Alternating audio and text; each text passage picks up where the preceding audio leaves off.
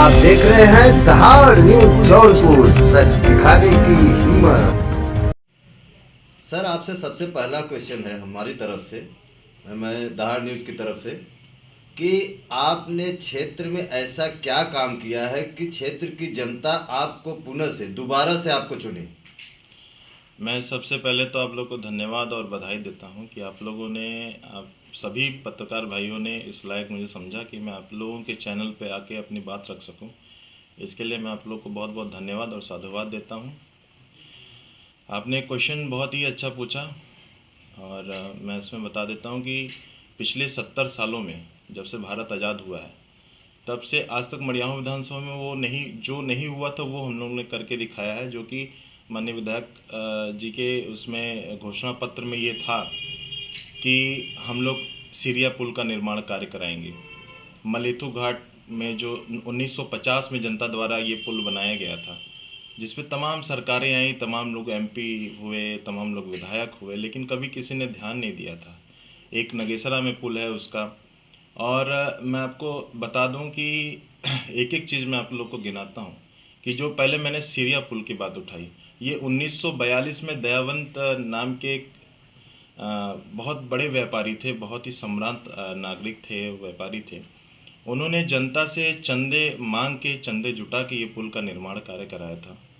और तमाम सरकारें आई, तमाम लोग एमपी एमएलए हुए, मैं फिर से इस बात को दोहरा रहा हूँ, लेकिन कभी कोई नहीं ये सोचा कि हाँ, इस पुल के बदले भी अगर कोई दूसरा पुल बन जाए तो यहाँ की जो रोज़ रोज़ की ये जो जाम की समस्याएं हैं वो दूर हो जाए। आप लोग देख सकते हैं ये पुल का निर्माण कार्य चल रहा है और मुझे लगता है कि 1 डेढ़ महीने में ये पुल कंप्लीट हो जाएगा।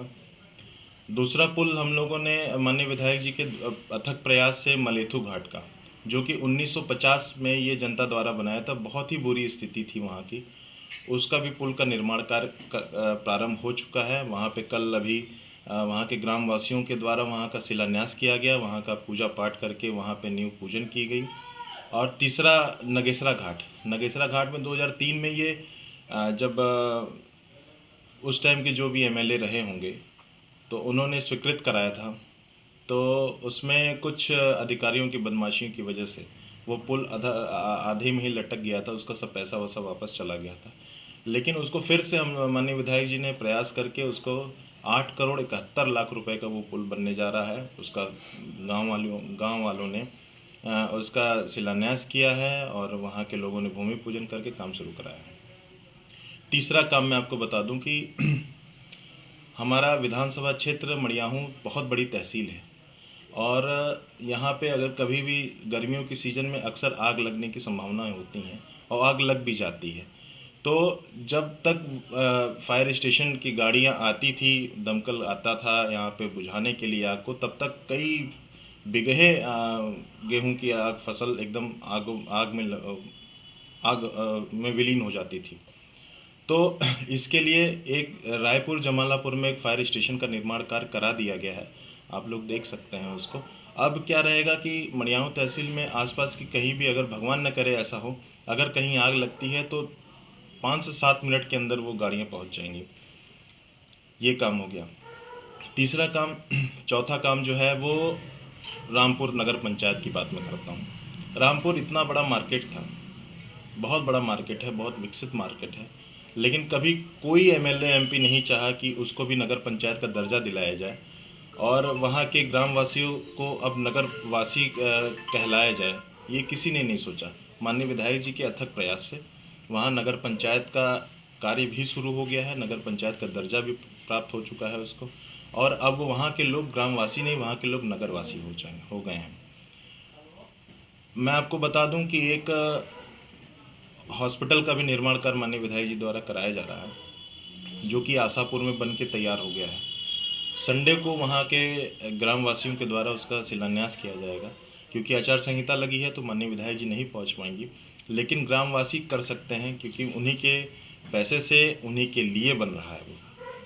तो वहाँ पे मैं आपको बता दूं, आशापुर, कटौना, महमदपुर, तिवारीपुर और दुबेपुर, नरहरपुर, इतने गांव पड़ते हैं, जब वहाँ पे अगर किसी की रात बिरात किसी को कोई कुछ काट वाट लेता था, कोई कीड़ा मकोड़ा काट लेता था या किसी की तबीयत ज़्यादा ख़राब हो जाती थी, तो वहाँ से रामपुर के आने के लगभग 10 किलोमीटर लगते थे। तो जिसे आने में काफ़ी ज़्यादा परेशानी उन लोगों को परेशानियों का सामना करना पड़ता था। तो वहाँ पे हॉस्पिटल का निर्माण कार्य हो जाने से वहाँ की जनता बहुत ही प्रसन्न है और वहाँ की जनता को बहुत ही अच्छी सुविधाएं मिल चुकी हैं अस्पताल बनने से। इसके बाद मैं आपको बता दूं कि विधायक जी का एक ड्रीम प्रोजेक्ट था सेऊर बरम बाबा पे स्थित वहाँ पे विवाह भवन बनाने का।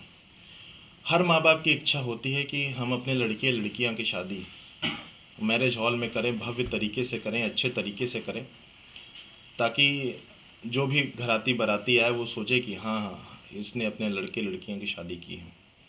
लेकिन आजकल आप तो जान ही रहे हैं कि मैरिज हॉल इतने महंगे हो गए हैं कि आजकल के समय में सब कोई अफोर्ड नहीं कर सकता है। तो इसके लिए विधायक जी ने वहाँ पे निर्माण कार्य कराया है ताकि इंसान अपना रजिस्ट्रेशन करा के अपने लड़के लड़कियों की शादी फ्री में करा सकता है और कुछ भी उसको नहीं करना पड़ेगा।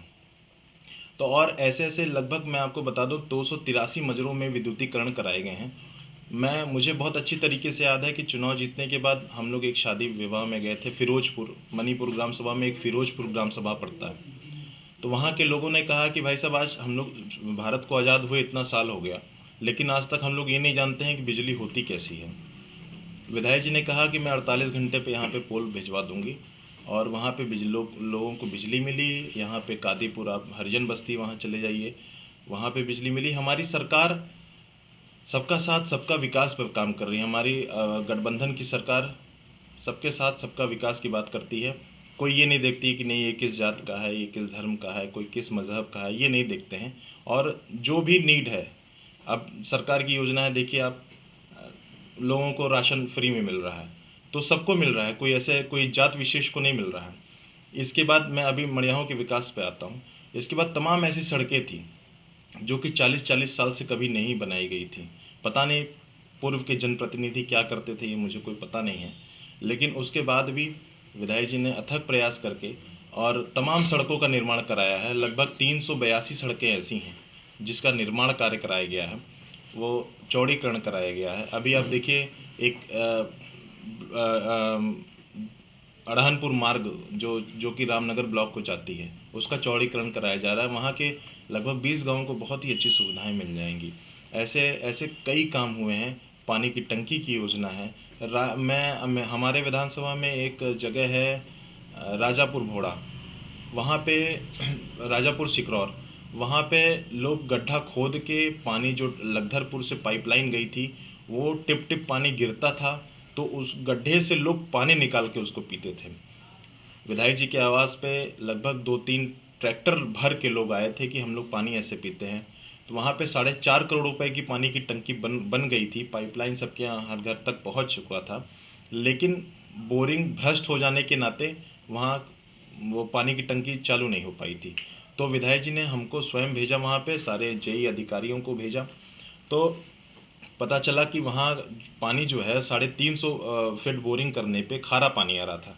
विधायक जी ने अपने निजी पैसे से वहाँ पे 3 हार्स पावर का एक समरसेबल लगवाया और उस पाइपलाइन से जुड़वाया और 45 फीट पे पानी मिल गया। तो उस पाइपलाइन से सबको पानी पहुँचने लगा। वहाँ के लोग बहुत खुश हैं और कभी हमेशा विधायक जी ने सबका सम्मान किया है। कभी किसी के ऊपर गलत मुकदमे नहीं लगवाए, कभी किसी के लिए कभी कोई ऐसा कोई दबाव नहीं डाला गया कि कभी किसी को हर्ट हुआ हो। वो विधायक जी के आवास पे जो भी आया उसका सम्मान किया गया है। ये हमारा विकास कार्य रहा है। सर, एक सवाल ये बनता है कि आपने अभी तक जितने विकास कार्य बताए हैं, ज़्यादातर विकास कार्य रामनगर ब्लॉक और मड़ियाहू ब्लॉक के अंतर्गत आते हैं, रामपुर ब्लॉक के अंतर्गत आते हैं। मड़ियाहू ब्लॉक क्यों उपेक्षित है? मड़ियाहू ब्लॉक उपेक्षित नहीं है। मैं आपको बता दूं, मड़ियाहू ब्लॉक में ही एक हमारा हॉस्पिटल पड़ता है, वहाँ पे ऑक्सीजन प्लांट लगवाया गया है, जो कि इस समय की बहुत ही ज़रूरत है लोगों को। आप कोरोना के माध्यम देखिए, कोरोना में पिछली बार कितने लोग की डेथ ऑक्सीजन से हुई, जैसा कि कहना है लोगों का। तो अब वो ऑक्सीजन प्लांट जो मड़ियाहू में हॉस्पिटल में लगाया गया है, उससे अब मड़ियाहू विधानसभा को कोई ऑक्सीजन के लिए नहीं परेशान होगा। और मैं आपको बता दूं, जोगापुर में मड़ियाहू से नगर पंचायत से सटा हुआ एक ग्राम सभा है जोगापुर। वहाँ पे बस अड्डे के निर्माण के लिए हम लोग ने ज़मीन चयन कर लिया है और वो कैबिनेट स्तर में पहुँच भी चुका है। एसडीएम ने सारी रिपोर्ट लगा के दे भी दी है। बस वहाँ पे रास्ते का मामला जो फंसा हुआ है, जो कि ग्रामीणों के साथ ही मिलजुल के बैठ के बातचीत करके होगा। मामला ये है वहाँ पे कि हमको बस एक आने के लिए, एक जाने के लिए 20 फीट का सड़क चाहिए। वो वहाँ पे नक्शे में 12 फीट का है। तो उसमें आम जनता से, वहाँ के स्थानीय लोगों से बात हो रही है, काश्तकारों से बात हो रही है। वो जल्द ही उसका निर्णय निकल जाएगा और वहाँ पे बस स्टैंड, बहुत ही भव्य बस स्टैंड वहाँ पे स्वीकृत हो जाएगा। हमारे एक विकास कार्य में एक चीज़ छूट गया था कि आज मेरी उम्र 24 साल हो गई, जब से मैं जानने लायक हुआ हूँ तब से मैं आपको रामपुर की जो सड़क है, यहाँ से जौनपुर से लेकर रामपुर तक की, से पचवल तक की, वो सड़क का ऐसे ही हाल था हमेशा से। जब से मैं जानने लायक हुआ हूँ तब से ऐसा हाल था। कभी किसी विधायक या सांसद ने नहीं सोचा कि उसको भी हम लोग को एनएच का दर्जा दिलाना चाहिए। अगर वो एनएच का दर्जा पहले ही प्राप्त हो गया होता तो आज हम लोग को इतनी दुर्दशा नहीं झेलनी पड़ती। और माननीय विधायक जी के अथक प्रयास से उस एनएच दर्जा मिला और वहाँ पे आप देख सकते हैं गन्हौना में उसका प्लांट भी लगाया जा रहा है। हाँ, मैं समझ रहा हूँ कि काम में लेट हो रहा है, क्योंकि देखिए मैं एक आपको एग्जांपल दे देता हूँ कि जब बहुत बड़े भंडारे का आयोजन हमको करना पड़ता है तो पहले हमको भंडारा भरना पड़ता है। तो आप जाके देख सकते हैं गन्हौना में पूरा प्लांट लगाया जा रहा है और उसका टेंडर हो गया है, सूरज कंस्ट्रक्शन एक कंपनी को दिया गया है। वो जल्द ही काम शुरू हो जाएगा। और उसमें एनओसी की कुछ बात फंसी हुई थी आपके फॉरेस्ट विभाग की और बिजली विभाग की। तो फॉरेस्ट विभाग से और बिजली विभाग से भी एनओसी मिल गई है। फॉरेस्ट वाले अपना पेड़ जो भी आएगा उसमें काटेंगे और जो भी शिफ्टिंग का काम रहेगा बिजली वाले उसको करेंगे। तो ये हम लोग की समस्या सारी दूर हो जाएंगी। मैं आपको बता देता हूँ कि मड़ियाहू विधानसभा में जो इंफ्रास्ट्रक्चर है पुलों का, वो मड़ियाहू विधानसभा में एकदम पूरी तरीके से कंप्लीट हो चुका है। अब पुल के लिए जनता को, मड़ियाहू विधानसभा की जनता को कभी नहीं परेशान होना पड़ेगा। एक पुल और था, मैं आपको बता दूं, 2019 में ठाठर गोदाम घाट, जो कि बहुत ही डिमांडिंग पुल है ये। और वहाँ पे पुल 9 करोड़ रुपए स्वीकृत हुआ था। बन इसलिए नहीं पा रहा था क्योंकि दोनों तरफ खड़ंजे थे, 3-3 फीट का, 4-4 फीट का खड़ंजा था, ताकि वहाँ पे मशीन नहीं पहुँच पाती थी। तो उसको 1 करोड़ 20 लाख रुपए की लागत से वहाँ के सड़क का निर्माण कार्य कराया जा रहा है, जो कि 12 फीट रहेगी। आप जाके देख सकते हैं वहाँ पे गिट्टी पड़ चुकी है। मौसम खराब होने की वजह से डामर का काम नहीं हो पा रहा है, क्योंकि जब तक 26 डिग्री सेल्सियस के ऊपर हमारा टेम्परेचर नहीं रहता है तब तक हम लोग डामर का काम नहीं कराते हैं, ऐसा विभाग का मानना है। अभी आपने मलेथू और नगेसरा का जिक्र किया, लेकिन वहाँ के वासियों का कहना है कि इलेक्शन के पहले आप वहाँ कभी गए नहीं थे। अभी इलेक्शन नज़दीक आ गया, विधानसभा का चुनाव नज़दीक आ गया, तो आप वहाँ गए अपने निजी स्वार्थ के लिए? नहीं नहीं, ऐसा कोई हमारा कोई ऐसा निजी स्वार्थ नहीं है वहाँ के लिए। और मैं वहाँ हमेशा आता जाता रहा हूँ। हम लोग ने जब से हम लोग चुनाव जीते हैं, माननीय विधायक जी चुनाव जीती हैं, कोई ऐसा ग्राम सभा नहीं बचा है जहाँ हम लोग गए नहीं हो, और कोई ऐसा स्वार्थ नहीं है। हाँ भाई, जब हमको शासनादेश 5 तारीख को प्राप्त हुआ, मैंने आप लोगों को भेज दिया। तो जब शासनादेश प्राप्त होगा तभी ना हम उस पुल का निर्माण कार्य शुरू कराएंगे, पहले तो निर्माण कार्य शुरू नहीं कर पाएंगे। वहाँ पे हमारे पार्टी के बूथ अध्यक्ष हैं, जो हमारे पर्सनल लोग हैं, उनके माध्यम से हम लोग गए थे, उनके यहाँ गए भी हैं, कई बार गए हैं। और इसके बाद वहाँ पे विद्युतीकरण का भी काम कराया गया है। ऐसी कोई बात नहीं है कि कोई ये नहीं कह सकता कि नहीं माननीय विधायक जी हमारे यहाँ आज तक कभी आई नहीं विधानसभा क्षेत्र में, ऐसा कोई कहने वाला नहीं है। और हम लोग पूरी कोशिश किए हैं कि हर जगह जाना है, हर जगह लोगों को सम्मान करना है। आपके कार्य कोई विशेष व्यवस्था है? हाँ, रोजगार संबंधित मैं आपको बता देता हूँ, विधायक जी का एक एनजीओ है, सेवाश्रम के नाम से चलता है। तो उसके अंतर्गत हम लोगों ने काफ़ी रोज़गार दिलाए हैं लोगों को, उसमें इंटरव्यू कराया गया है और लगभग मुझे लग रहा है कि सैकड़ों लड़कों को रोज़गार दिलाया गया है। और मैं आपको बता दूं कि इस बार अगर जनता हमको चुन के भेजती है माता रानी की कृपा से, तो इस बार हम लोग सिर्फ मड़ियाहू विधानसभा में गृह उद्योग और जो भी उद्योग बच्चों के रोज़गार के लिए जो भी हो सकेगा वो उसको हम लोग किया जाएगा।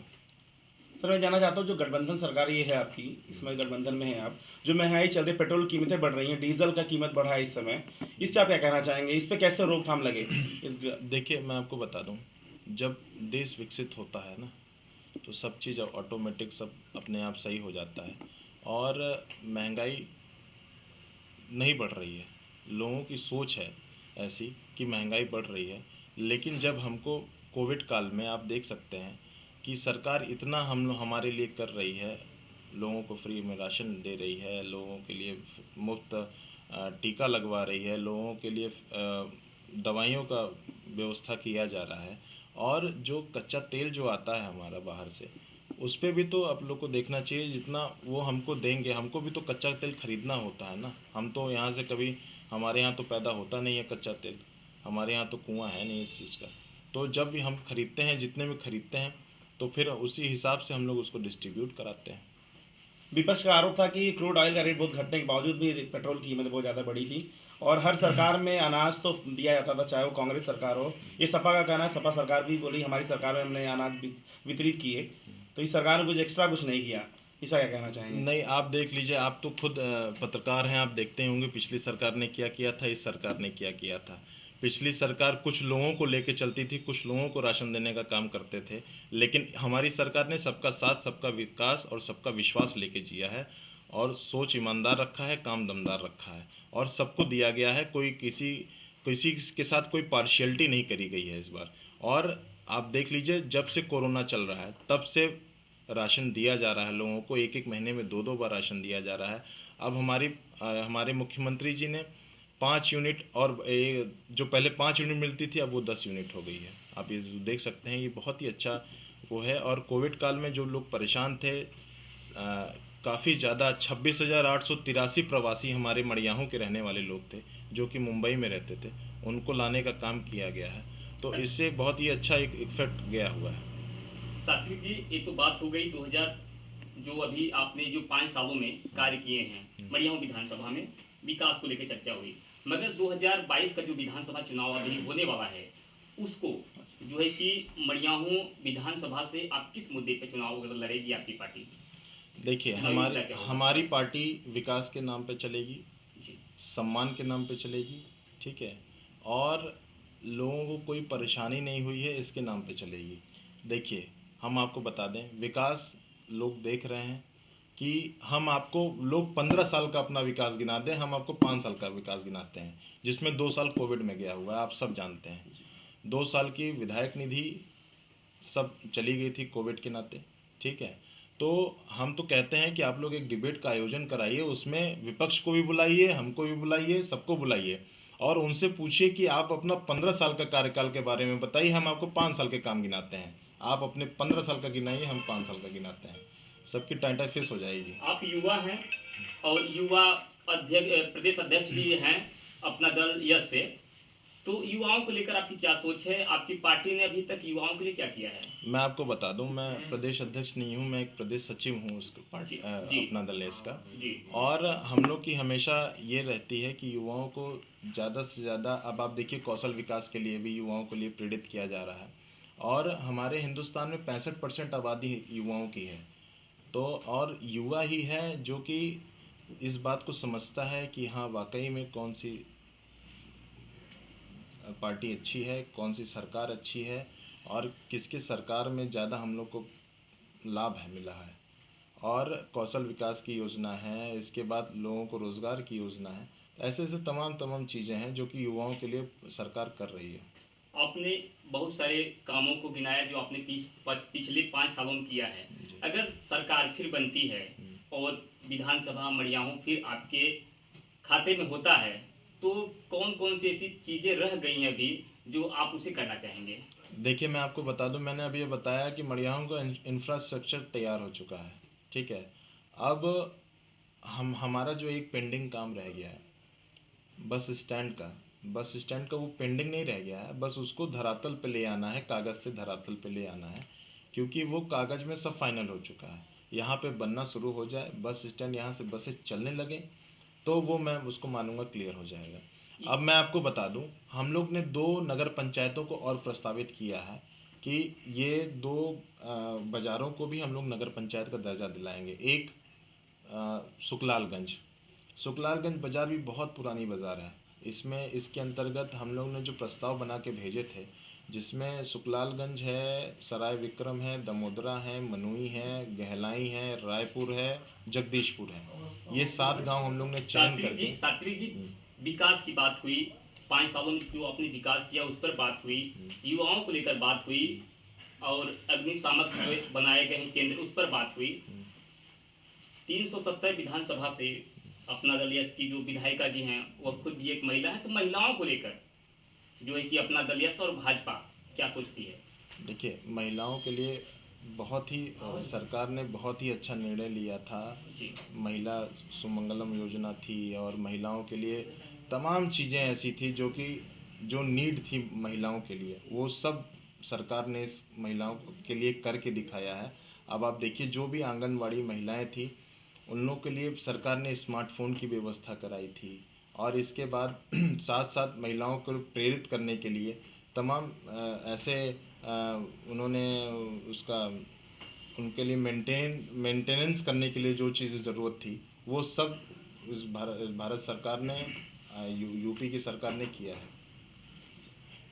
चलिए, बहुत बहुत धन्यवाद। धन्यवाद बहुत आपका धन्यवाद। समझने के लिए। बहुत बहुत धन्यवाद सर।